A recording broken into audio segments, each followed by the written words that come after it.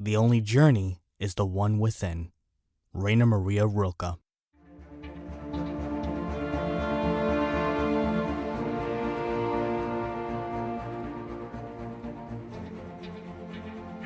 Welcome, everyone, to my brand new podcast on voiceover, Journey to the Mic with Mike Garcia.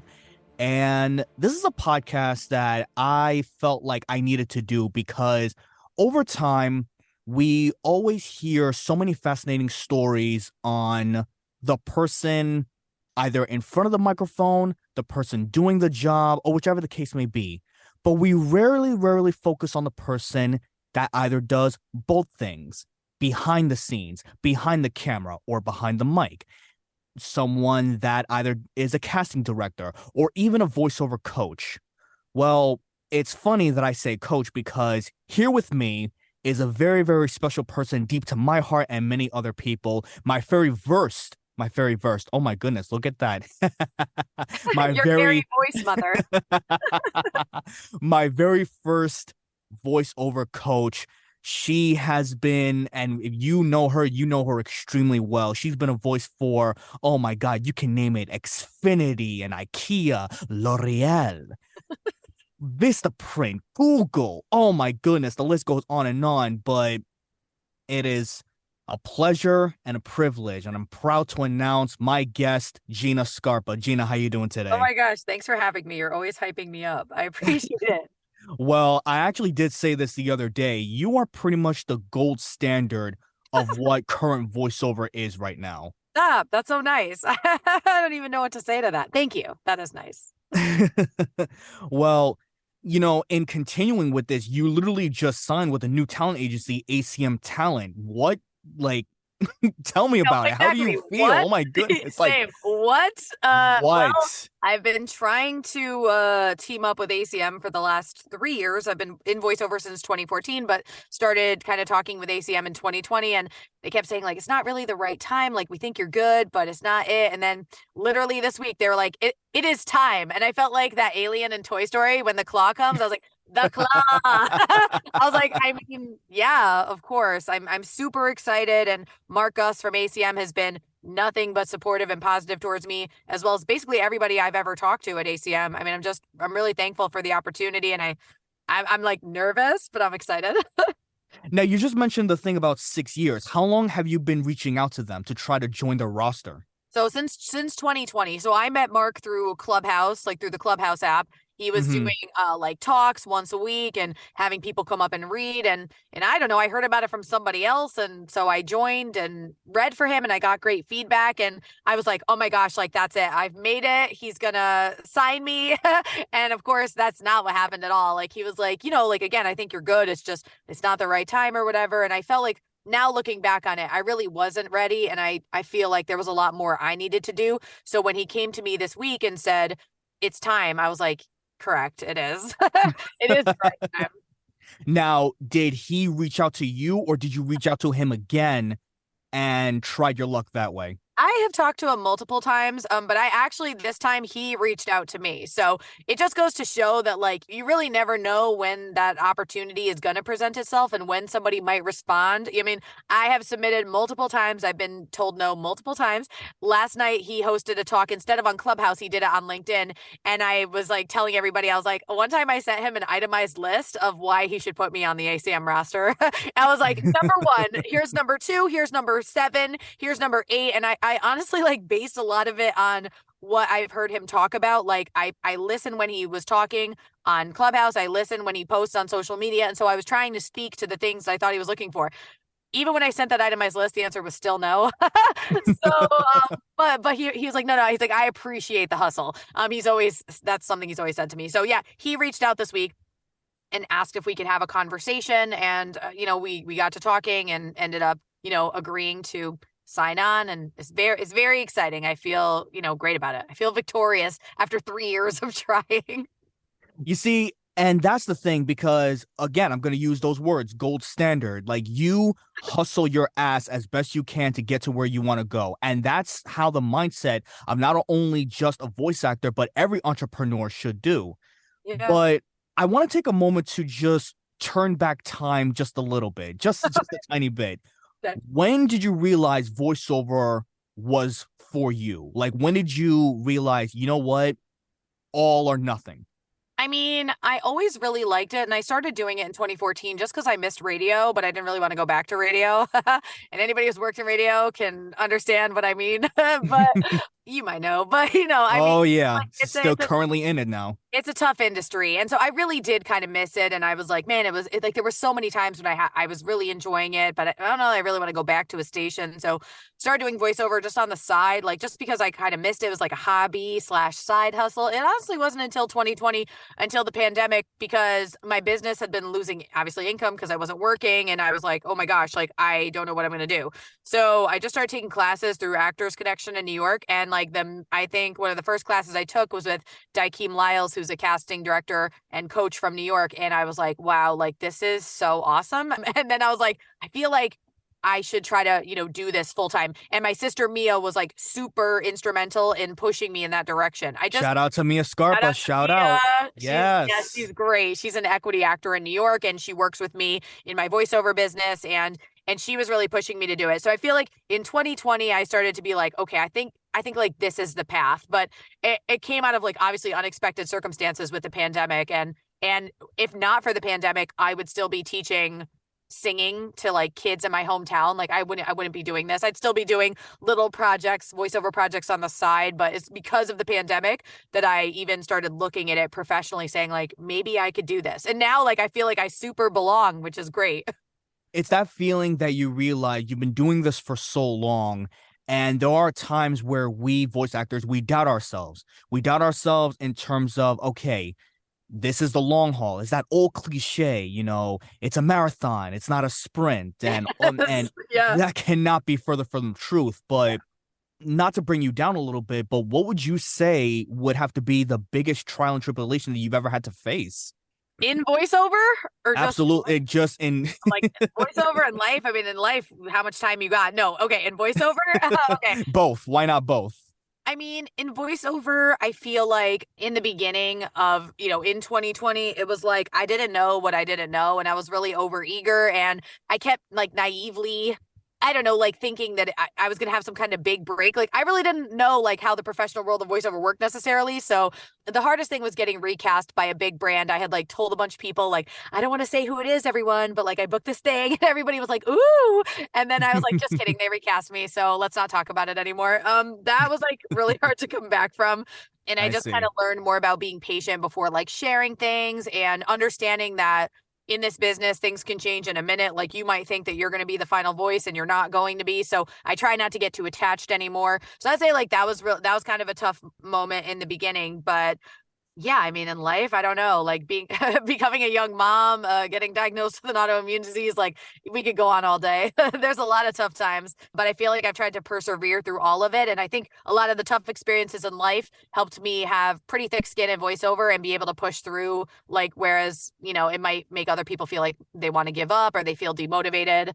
I feel very energized by like rejection. I don't know what's wrong with me, but I kind of like hearing no. I'm like, okay, that's fine. Like, we'll see. And then I will prove you A wrong. little bit of a Never little bit of a masochist mindset, Yeah, like I'm in like, a I way. really like that. Yeah, like when someone says no, I mean, it does kind of suck, but it does motivate me as well. And I've really learned not to take things personally, I think, in voiceover and just try to keep pushing forward. I remember you said this the other day when you were discussing your entire lifestyle. And yes, you just mentioned it just now, becoming a young mom, having your son. And I'm assuming you are a single mom. Hmm. Yes. Yeah, and So he's you about pretty to much had turn to do this 26. all 26. Yes.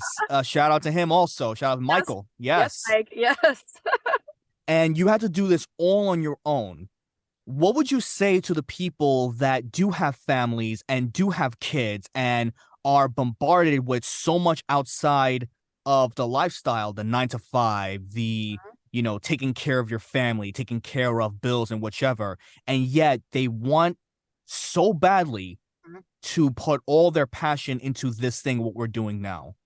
I mean, it's such a hard question, and I definitely empathize. Like when people come to me for coaching, or we're just having like Zoom coffee, and they're talking about all the responsibilities of life. I mean, that's even something like you and I have talked about. And I mean, when I first started voiceover, like my son was, in high school, and I had gone back to school to get my degree, so I was in college full time, graduated with honors, worked in a family business, worked other side jobs, raised my son who was playing sports at a very high level in high school, especially volleyball later on in high school. So, I never missed a game. I was at every game. And then also trying to Go find mom. time to do voiceover. Yeah, I'm always there. Like, oh my gosh, when he played like Little League growing up, I was like team mom, worked the snack stand, of course. Like, what else would you expect? But yeah, I mean, like there's all these other responsibilities and like all these other directions, and I was married and got divorced. So then there was like that, there's just that as well, like, having a partner for a certain period of time and then not. But, you have all these things like pulling you in different directions. And you're like, but I'm trying to do this thing like voiceover or whatever that I'm super passionate about. And I would just try to find whatever time I did have in the day and make the most of that time. Like when it came to voiceover, especially like, okay, I only have an hour today. So I'm just going to do, these auditions or these projects and whatever. So that's the hard part is like finding the time. But it's like if you really want to do it, you can do it even with these other things going on. It wasn't my full-time income until 6 years in, when I finally was just like, we're going for it. And if we end up homeless, that's what's going to happen. So it was very difficult. And like I said, I definitely empathize with people that are in that situation. It's something that I hear a lot from people. Like, how am I supposed to make progress when I only have an hour or 90 minutes a day? And maybe that 90 minutes isn't until 10 o'clock at night when the kids are asleep. It's that mindset that we always have to have when it comes to discipline and literally rolling with the punches, Yeah. because other people, when they see ones that are successful or even grinding or still trying or even new veteran, whichever, they think that it's easy. But the problem is they have no idea the amount of sacrifices that we have to make in order to Mm-hmm. do a job, period. Because back Yeah. then, home studios weren't much of a thing. No. Mm-mm. No, they weren't And at all. I just had a no, little USB mic and I don't know, like I was just doing my thing, like totally ignorant to like what voiceover is really like. And then the pandemic hits and like suddenly everybody's popping up with studio bricks and Neumanns and Sennheisers. And I'm like, oh my gosh, like, wait, I need to catch up. I was like, I need to go on Sweetwater right now and spend a lot of money. Sweetwater. I can just remember. Sweetwater. Shout out to Oh, Sweetwater. sweet. Shout Shout out out to to Adam. Sweetwater. Adam at Sweetwater, the best rep, always helping me with everything I need. I always tell everybody to go to Sweetwater. This is not a paid promotion, but if it wants to be, talk to Mike Garcia. Yeah, there you go. The fact that we have the Sennheiser I mean, we're just saying if Sennheiser or 416 Sweetwater wants to microphones. sponsor this, we're not going to complain. We're not going to complain about it. Oh my goodness.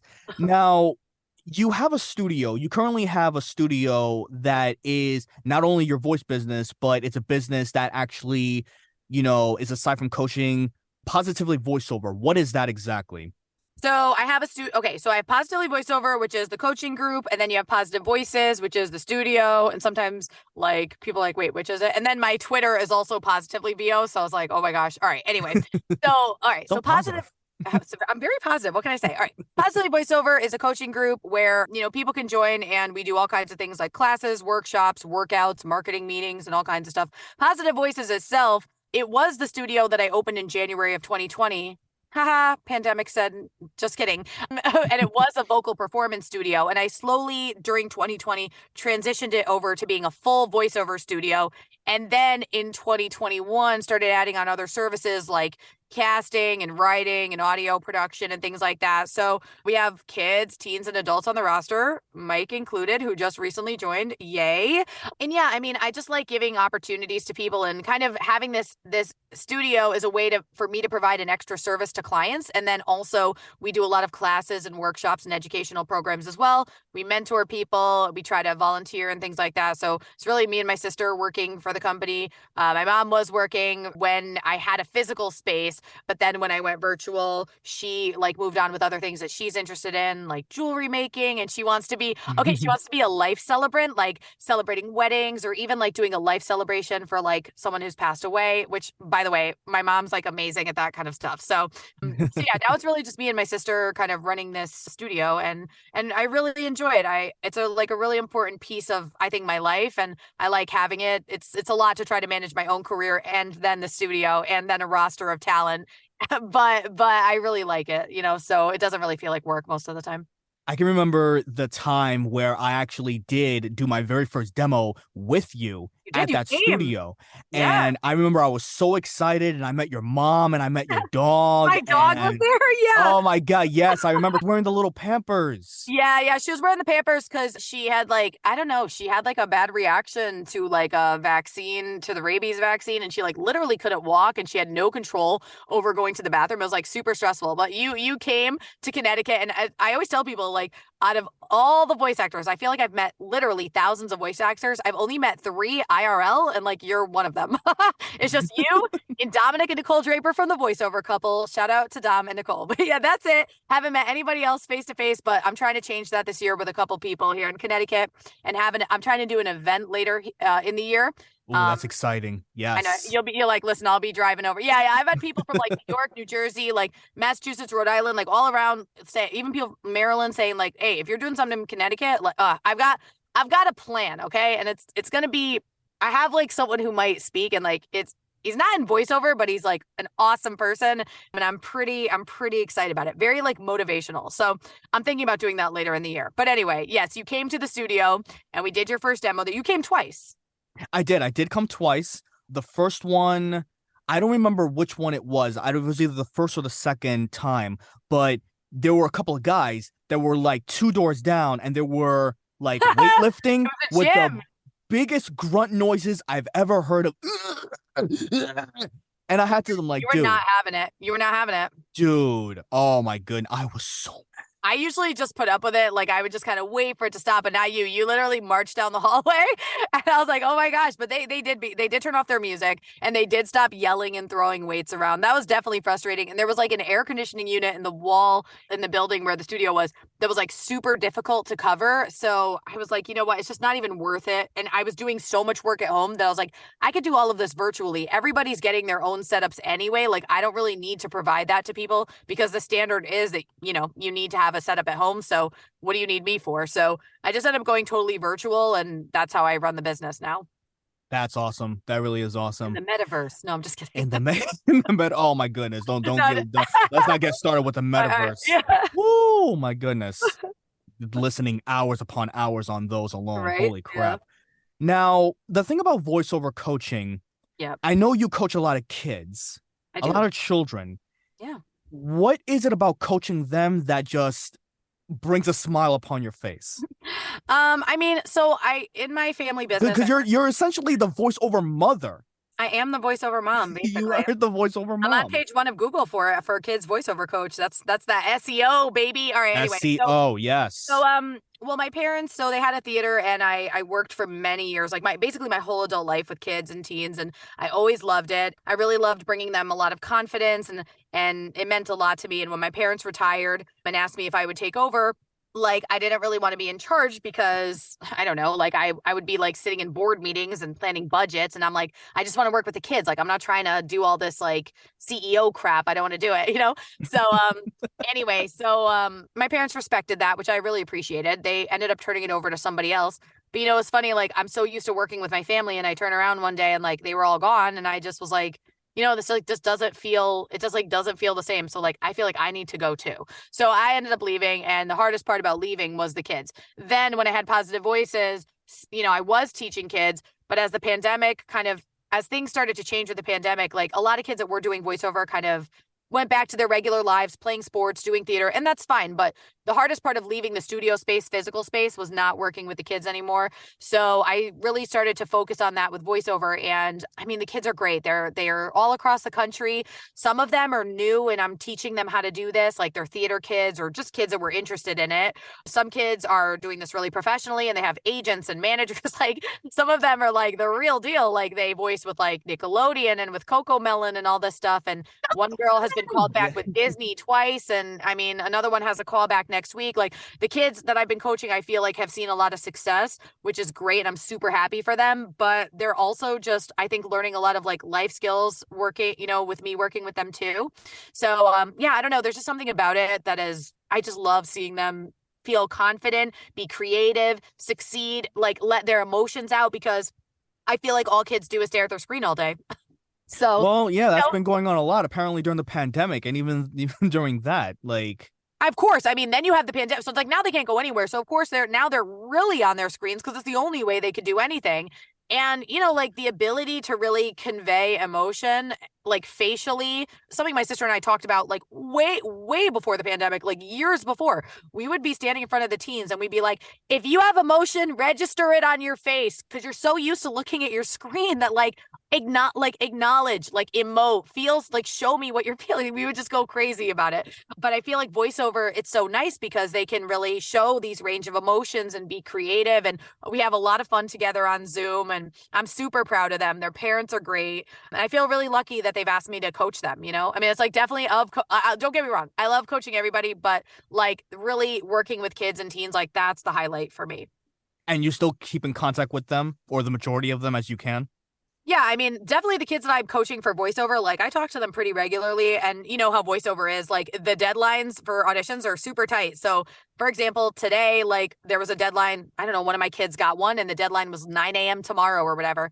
And her mom's like, please, can you fit her in? And I'm like, oh my gosh, like this day Oh. is crazy. So, in between like coaching that I had to do and talking to Hmm. you today, I was like, okay, get on Zoom and on my break, I will help you. And that's it. But I do stay in touch with some of the kids that I used to direct in theater. There are some kids that are like juniors, seniors in high school that I still talk to, which is really nice. I was just texting two of them the other day and they were like, let us be your assistants. Like they were like, yes, let us work with you. They're like, you're big time now or whatever. And that was really nice. And sometimes I'll meet up with them for like coffee or ice cream. So some of them have stayed in touch and that's been really nice. But I get it. Like, I'm not expecting like teens or whoever, even college, whatever, to always stay in touch. Like, I know I'm just kind of there for part of the story. And Hmm. hopefully, like, I left them, better than when they first met me, like more confident, believing in themselves. I think that I did a lot of good work for kids and teens. And I really do miss being in person because I feel like I was able to do some really great stuff, especially during the pandemic. I worked so hard for them. Like, my gosh, I saw them almost, I mean, definitely every week, but multiple times a week from May of 2020 all the way through December.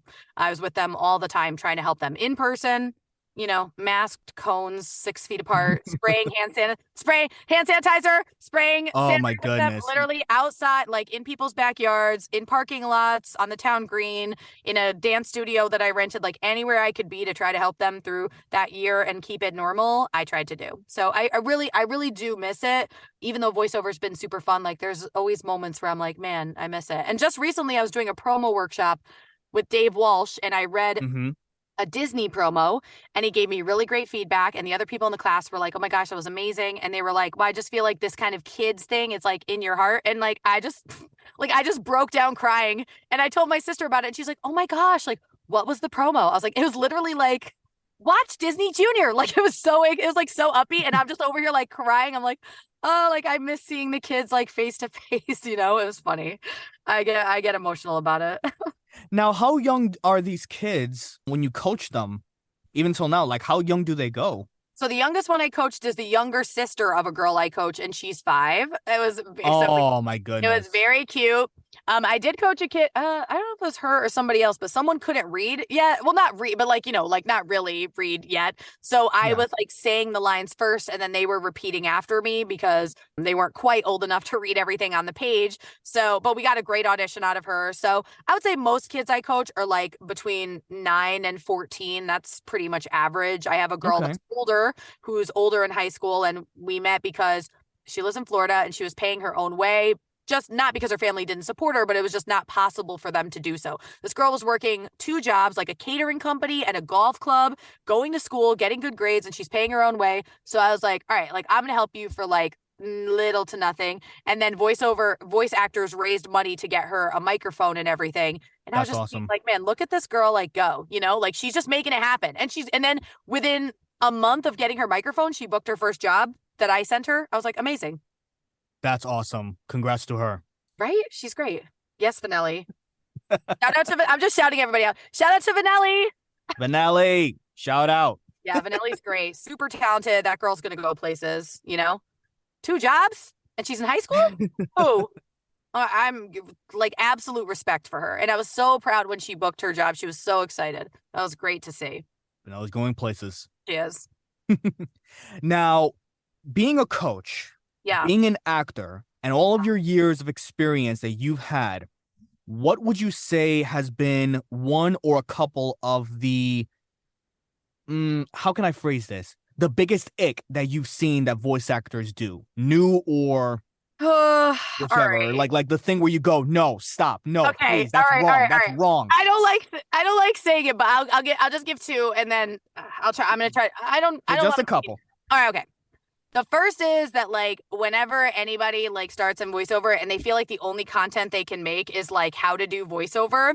And I feel like it's kind of important if you're going to tell people how to do it that you are what's funny for some, I feel like I'm always coaching and teaching and stuff. I really, if you notice, I don't really make content about how to do voiceover. I'm not like a big fan of like making content around it. Not that I don't think other people should, but just for me personally, I don't know, for whatever reason, I don't really feel comfortable. But anyway, I notice like sometimes people are kind of newer and they're like giving advice and I'm like, I mean, like that's not really like correct or accurate. So that's like one. I feel like there's other ways to make content and it could be around voiceover without you needing to be like the voiceover guru. And then the other one is like when people super want attention on social media and they're like, I'm really sad today. Like everyone send pictures of dogs or whatever.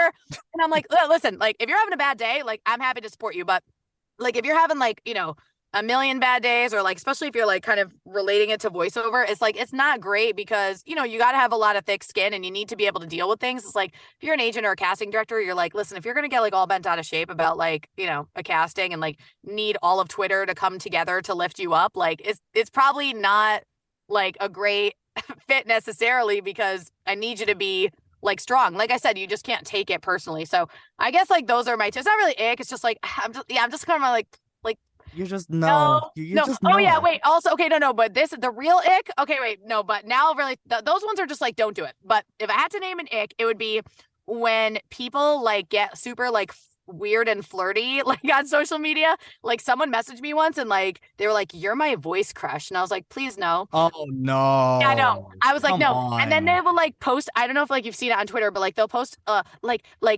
put this emoji if you think I'm hot and put this emoji if you want to date me and put this emoji if you want to be my friend. I'm like, listen. No. Everybody here is like your colleague, right? And it's like, I'm not trying to do like weird flirty time with people. Like I like to keep it professional. Again, maybe I just sound like a boomer, but yeah, this person like said, oh, like you're my voice crush. I was like, like I really just would rather keep it like kind of professional and just Keep talk it about myself. professional. And then they kind of got offended and they're like, well, I'm just trying to give you a compliment. I was like, well, now you're blocked because I mean, like I tried to tell you how I feel and it's kind of hard for me to set a boundary, but for me, like, yeah, that one really never sits great with me.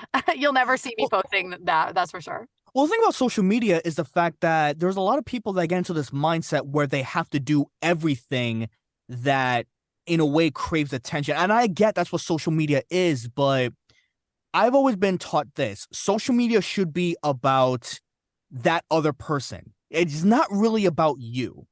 If you truly think about it, like it's Yeah. not really about you. Yes, you can demonstrate skills, you can entertain, you can, post in a way whatever you want, but it's for the watcher's perspective.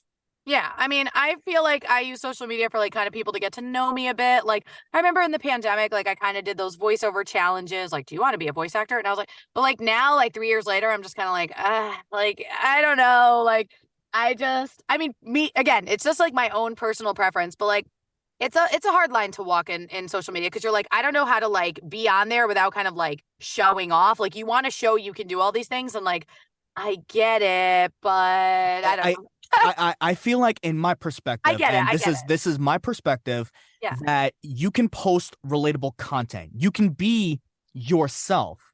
And voiceover, again, this is my perspective. So whoever wants to say, no, that's wrong, my opinion, whatever. Yeah. Let's grow up. Uh, Yeah. I feel like voiceover should come second when it Yeah. comes to like posting on TikTok or, Instagram Reels or things like that. And you should have like a theme. You should have Yeah. like a theme in I terms get what of you're saying. Or like you should I don't be know I don't know if yourself. I'm explaining myself No, you greatly. are because you're saying like the voice. I agree with you. Voiceover should come second because, like, if you think about it, like, you get to the like higher level of voiceover when you're trying to get the attention of like agents and casting directors. So you're like making these TikToks where you're like, I'm going to do an impression of this, or I'm going to do a dub of that, or and like, I'm not saying you shouldn't do that, but my point is that like everybody who's like, with agents and stuff, like, okay, so it's like, I always say everybody's good. Everybody went through coaching. Everybody has a great equipment, right? So it's like, if all you're doing is posting just you doing stuff, like, I feel like they should try to get a sense of who you are as a person. So like maybe just your Yes. day to day, maybe just, like I'll post funny things sometimes. I did one that was like a practical joke on my mom that I thought was really funny. I do like singing videos, like just, all different things. So I feel like if you kind of look through my TikTok, you're like, okay, like I kind of get who she is, and it's not just me like doing voices the whole time or something. And again, I'm not saying you shouldn't do it, but I just like I just saw a video too recently that said like the trend on Twitch and on YouTube is going to be way more authentic. Like these personas that a lot of streamers put on, like it's kind of like dying out. It's not like a thing anymore. It's like they just want like real people. And we know this about voiceover. So why are we not showing more of just who we are and then let the opportunities come if they're going to come through social media, Be relatable. Exactly. Be somebody that's like, oh man, that person seems cool. Like I'd have a conversation with them about this or that. Yeah, it's like Spider-Man. You're like me. You're just like Exactly. me. Exactly. Yeah. Oh my God. Can you believe that we're almost out of time? I know. Well, we got We literally just started. I know. I'm like, didn't we just start talking? Didn't we just start the episode? What the heck? Well, I do want to ask this one question before we go. This one final question. Okay. What would you say is the number one lesson that you want to give to anyone, whether they're starting in voiceover or continuing? The number one lesson. I mean, I guess like the biggest thing is just, to not be afraid to go after the things that you want. And you're not always going to have the support of people around you. Like, yeah, I mean, don't get me wrong. I've been really lucky that my family and my parents and my sister and my son have all been so supportive, but there have been a lot of times where there's a lot of people around me who have not been supportive. And I think it was important to set those boundaries and just keep pushing myself forward, like not having dead weight kind of pull me back or drag me down. So I feel like that's the most important thing. Like there's something you really want to do and you feel like the people around you are not always rooting for you. Like, don't let that be the thing that holds you back, because not everybody wants to see you win necessarily. And sometimes you either have to just rely on yourself or take your circle and shrink it way the F down and be like, I'm just going to move forward with these people. And I feel like I'm super lucky in voiceover because after kind of pursuing that passion and getting into voiceover and being successful, like one of the best bonuses was just, now having like great friends, people like you or Tom Aglio or Luca Pap or whoever, like people I talk to all the time. I'm like, these people have my back like 110%, but I needed to get rid of the dead weight first. Sometimes you gotta do it. You have to. And it's the only way for us to progress forward. We have to cut out the negative, the toxicity, that's the right word. Yeah, right? it was very hard for me to do because, like I said, like I'm just not a person that is always good at like setting boundaries or standing up for myself. And my life is very different than it was like several years ago. But it was like I needed to go through a lot of necessary changes and a lot of hard times to be able to get to where I am. So sometimes like getting to where you need to go means making some tough choices and really just trying to do what's in your best interest. Well, there's no way we can end on that. They're like, yes. Oh my God, I'm getting flabbergasted as it is. Gina, thank you once again for coming onto this podcast. Where can people find you? How can they reach you? So my website is ginascarpa.com, or Positive Voices is positivevoicesct.com. And I'm on like Twitter and Instagram, LinkedIn, TikTok. It's just like Gina, mostly Gina Scarpa on all of them. I think TikTok is still voiceovers by Gina, but if you type in my name, you'll find me. So yeah, I mean, I'm Exactly. You always just easily happy. type up your name. Just type my name. Yeah, but I mean, I'm always happy to connect with people. Like I said, I'm really thankful for this community. Like everyone is great, and then this week, like being able to talk about joining ACM and just like the outpouring of like genuine congratulations and support has been great. And then there have been days in the last 3 years where I've had not great days, and people have, really reached out to lift me up as well. So, yeah, I'm always happy to meet, new voice actors or established voice actors that I've never talked to before. Gina, you are an extraordinary person. I'm really glad that we met at 20. Where do we meet? 2020 Evocation. Correct. That's where we met. Yes. Mm-hmm. And we are still great friends to this day. And you don't pull any punches. When you tell me not to do something, Mom, you I was just, I was like just you mean yelling, it. I was just yelling at you the other day on Zoom. But it's like because I yell because I care. Yes. It's not like an abusive yelling. It's a lovable yelling. Oh yeah. It's a supportive yelling. That's what Exactly. when I would work with kids too, I would say that. Like I'd be like yelling at them, but it's like, to make them better. They know. Absolutely. Gina, once again, thank you so much. And listeners, if you enjoy this podcast, go ahead, give it a like, subscribe, thumbs up, or whatever people do nowadays with social media. Yeah, I don't know. And smash that like button. and for you and for anyone else, the journey is just beginning. Yep.